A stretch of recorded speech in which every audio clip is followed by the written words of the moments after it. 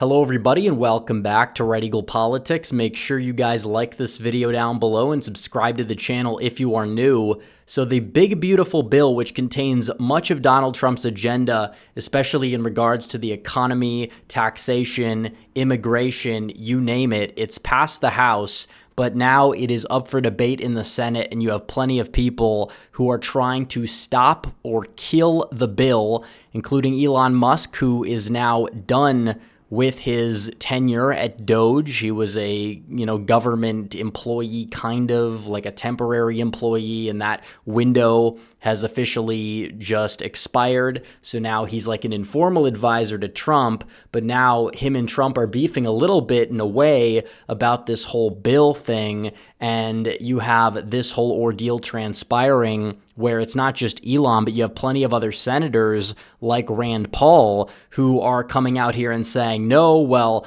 this bill is a really bad bill. It is not beautiful. It is something that contains a lot of spending, they say, that's going to run up the deficit and add to the debt.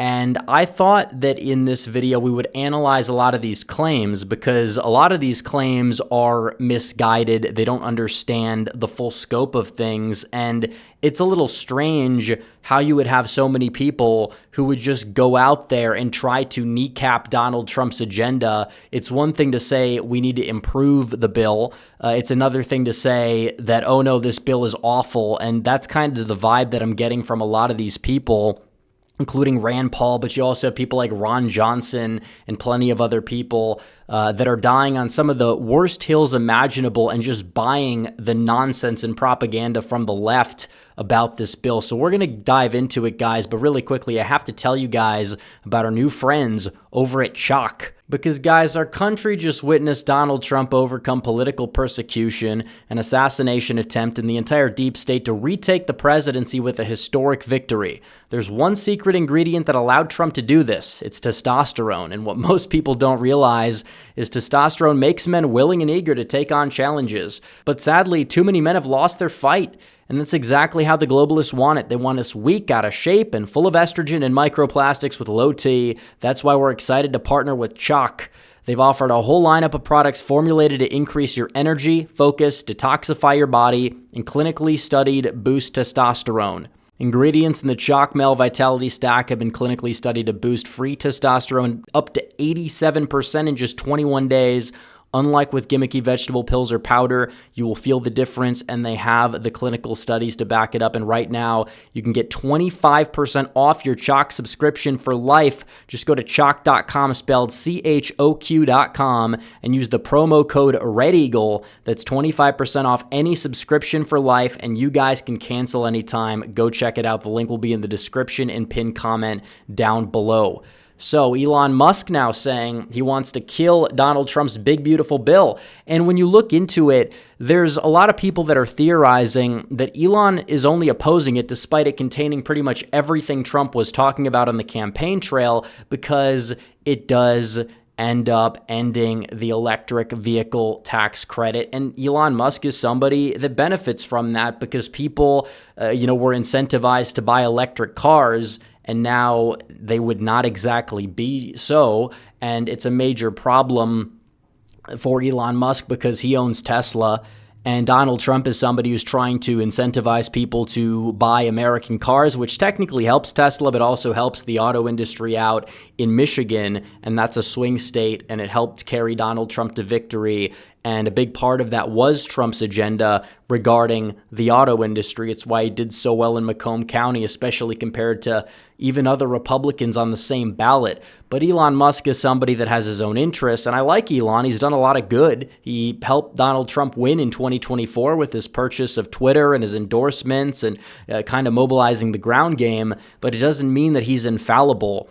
And when you look at something like this could be a conflict of interest. We saw this with the whole H-1B debacle back in, I guess you would say, December, around Christmas time, and now he's doing it again. And Rand Paul, apparently the libertarian, does not want to support a bill that would make the tax cuts permanent, would lower taxes overall, and on top of it, would also cut $1.6 trillion of waste, fraud, and abuse from Medicaid. He doesn't want to support that bill, which is absolutely ridiculous in my opinion. He's dying on the hill of, okay, well, this is going to increase the debt ceiling, and it will have the U.S. borrowing trillions of dollars. Well, first of all, he doesn't talk about the potential savings within the bill.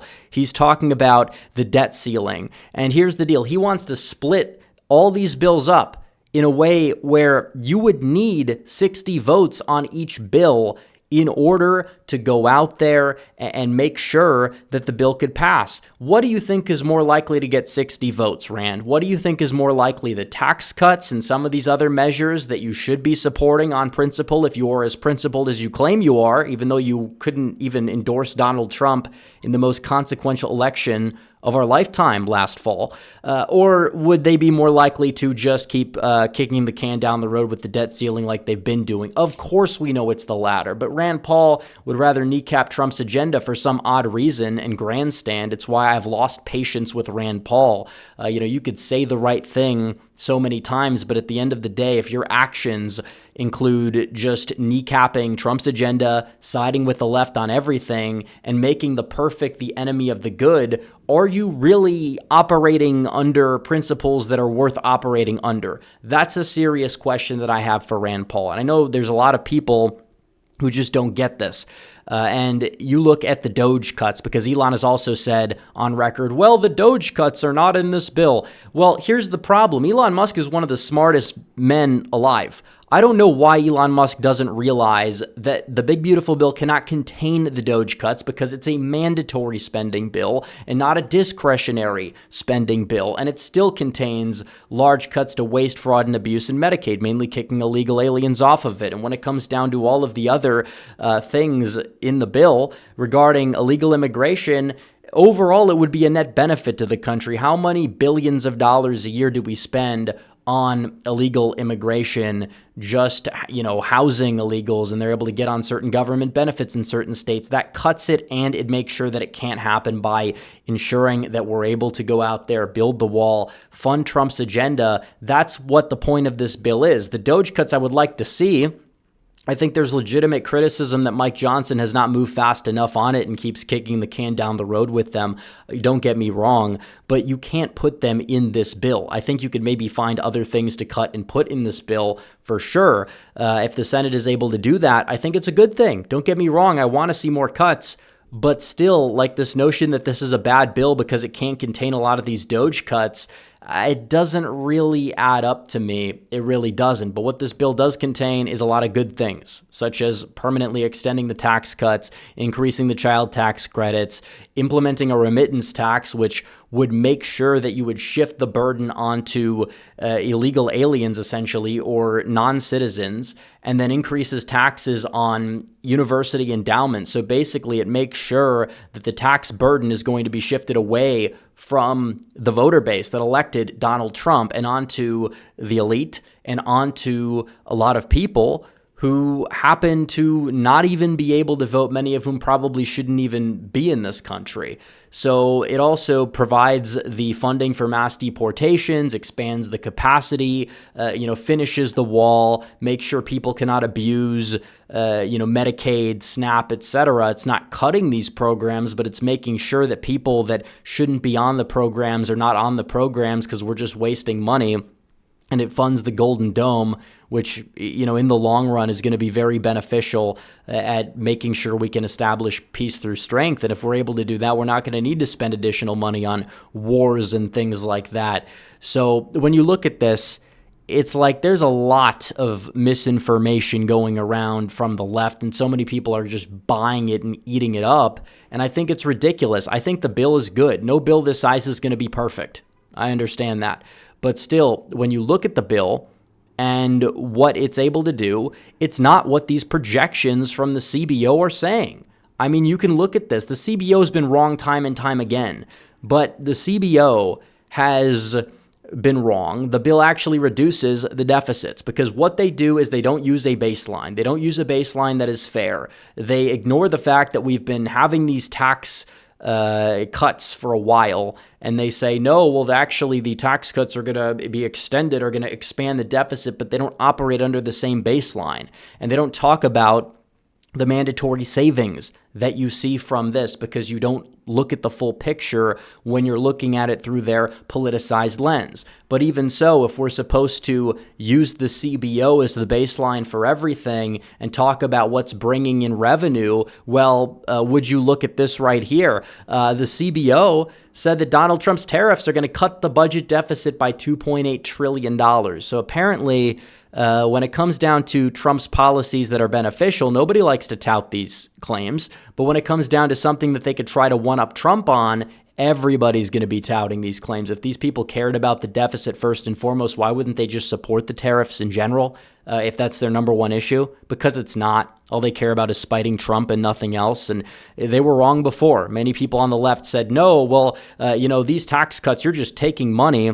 They're just going to run up the deficit because we're not going to have enough revenue. And they said revenues are going to drop, but they were wrong. We saw more revenue, actually. And even the Biden CBO in 2022 had to revise the projections upward from the original forecast, which was before the tax cuts, because that's how far off these people were. They were off by like $2 trillion.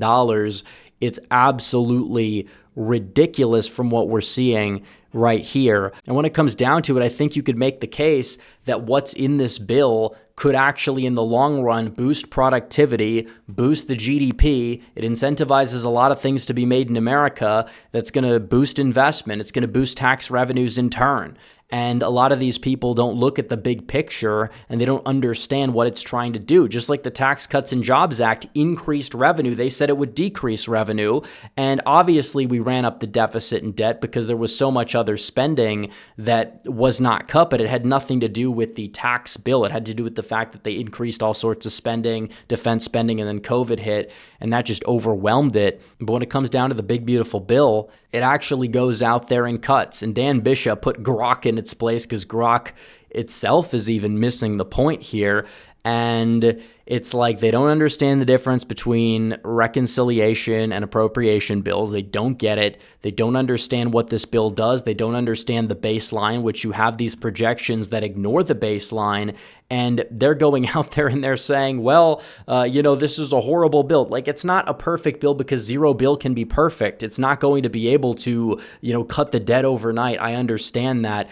But the alternative is worse, and perfection cannot be the enemy of the good, and the Senate needs to go out there and they need to pass this bill. That's what they need to do. Send it to Donald Trump's desk and make sure that he can secure his legacy and boost the economy, add more jet fuel to the economy, because if it doesn't pass, then a lot of people are not going to be very happy when their taxes start going up and you're not going to be able to see the agenda. It will be just the Senate Republicans dropping the ball because they can't get their act together. The Democrats are almost always unified, but the Republicans, it's kind of a problem. And I wasn't really expecting it to be like this, because you look at the House Republicans and they're usually the ones that have been divided. And you have such a narrow House majority. It's like a 5-seat majority in the House. And you have a 6-seat majority technically in the Senate, 53-47. But still, it passed the House. Mike Johnson did something good there, got his act together, got the House Republicans to pass the bill, and then Senate Republicans decide to be the ones to drop the ball in this case. So it's ridiculous. I hope they can at least amend the bill, make sure that we're able to get something done here, because Donald Trump needs to extend these tax cuts and implement his agenda, and this is the bill to do it, the big, beautiful bill. So anyways, guys, thanks for watching this video. Like this video down below, comment down below, subscribe to the channel, hit the bell for notifications so you never miss another video. Follow me on social media. The links are all in the description down below, and I will see you guys in the next one. Red Eagle, out.